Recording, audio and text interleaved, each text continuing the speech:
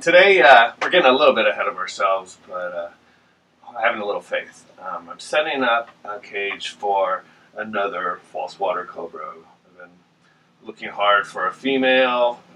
Haven't quite got a line on one yet, but we're going to a reptile show next weekend, and there's another one a couple weeks after that. So I'm going to go ahead and set up the enclosure in the hopes that we're able to pick up this animal in the next few weeks. So I kind of got everything together, basically just gathered from the garage and stuff that we had around. The one downside of these animals is they are a little bit messy, and so I'm going to go with a BioActive substrate with this one and see how that works, and then decide if maybe we want to switch the male over to that. So I've got our standard. I've got some leaves I baked, some wood shavings. We got organic peat moss. I got the charcoal. A little tip. I bake all my leaves and wood chips and anything I'm reusing from another enclosure or whatever. I'll bake it in the oven before I put it in a cage, and usually at 250 for about 20 minutes. But the oven comes out at default at 350, and if you don't turn it down, you will have a fire. So the leaves and wood actually caught on fire, and this thing got a little crispy. So, but anyways, 250 if you're baking your wood and your chips.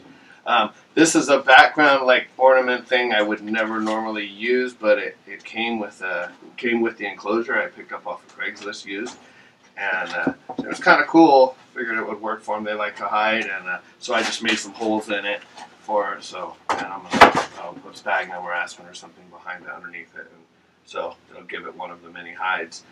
This is just one of your standard bark hides, but I cut the corners off to some 45-degree cuts so it'll fit right in the corner of the cage. Just a little different.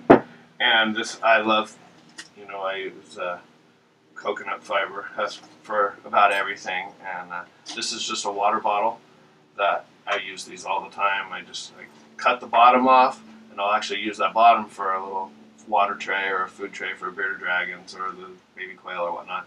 Cover it with coconut husk, bury it in there, put some substrate in there, and you've got a great hide.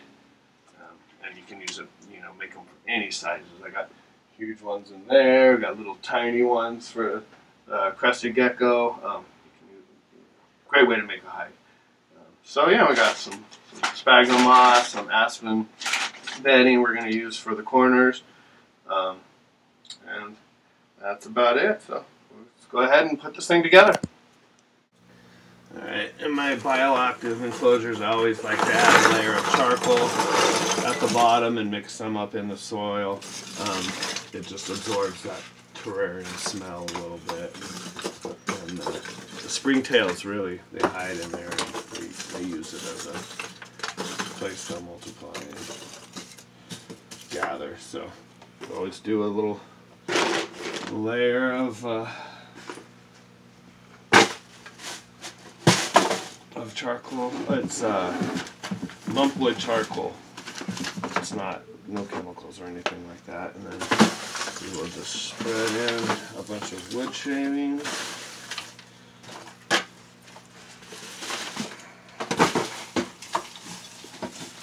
And this will be food for the springtails as it decomposes, as will the leaf litter.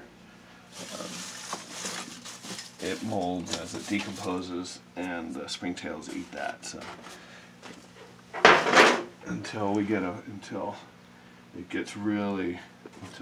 BioActive setup going, it kind of jump starts if you have this leaf litter and wood in there. And then we're just gonna try and just dump organic peat moss, and this will be the main substrate.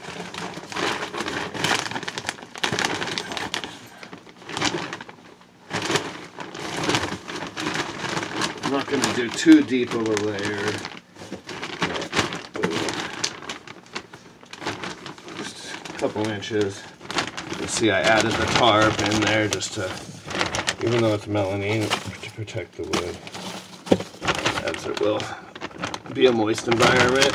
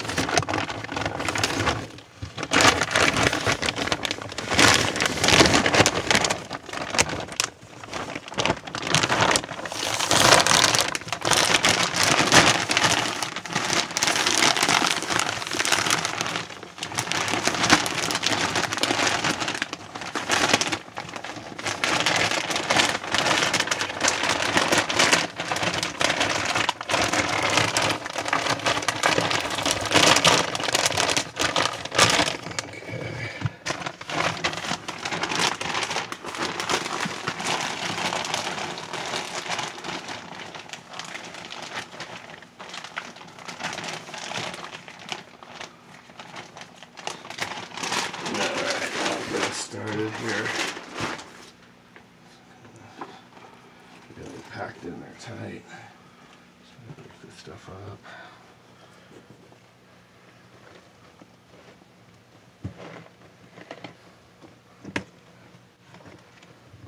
Give them a place to dig around. They seem to like to dig and make little tunnels and stuff, so we're not going to pack this too tight. We're not putting any plants or anything in here, so we're not going to get too carried away with it. Just give them a nice good environment to feel comfortable in. The other one is full of tunnels, the male enclosure. He made little tunnel systems all through it, so I figured they would enjoy this.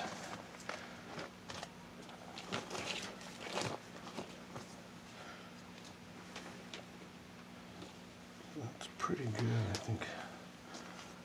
Amount here for our substrate, and then we're gonna mix in our leaf litter next.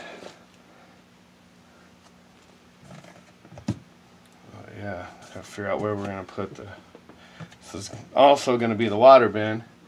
These little dollar containers, little shoebox containers, you can get them for $1 pretty much any of the big box stores. I use them for everything. Great. They make a perfect size water dish for a lot of these animals as well.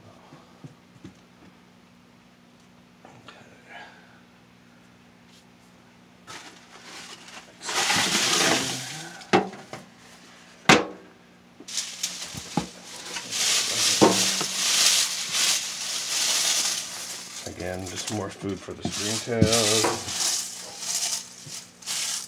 Keep the dirt loose. Easier for him to dig in. Might end up adding some more, actually.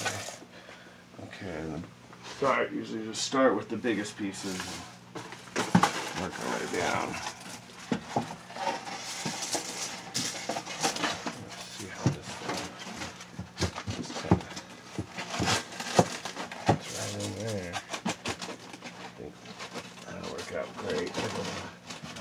Climb up and get closer up on the back area, or hide in there. I'm sure if it's anything like the other one, he'll make his own entrances. Put our water dish somewhere right around here. Guys definitely uses his quite a bit.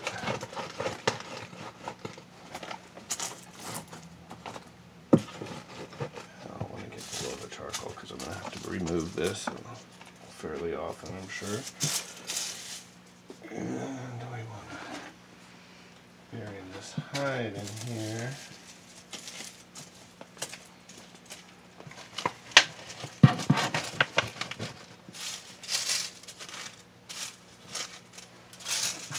There we go, and then this one we made for the corner.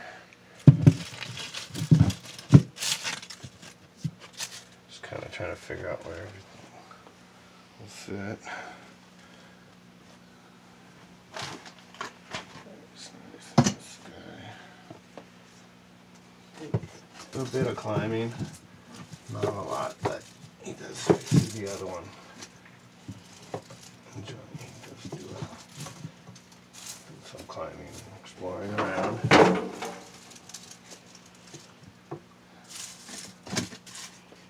Oh, there we go. Pretty simple once you kind of get an idea of what you want, and gathering all the stuff. Once you get all the stuff together, lay it out, you kind of makes it easy to get a plan and feel for what you want to do, and then it all goes together really quick. So we're gonna just need to add the bugs. We'll throw a little some bedding in the hides. And now we just got to find a snake. I've had such a great time with that male. Watching him grow up. Such a different kind of animal. I've had all kinds of snakes my whole life, and it is really a very different animal. Just so much reminds me of a lizard. So I can't wait to get a female in here and hopefully get little baby cobras. That would be exciting.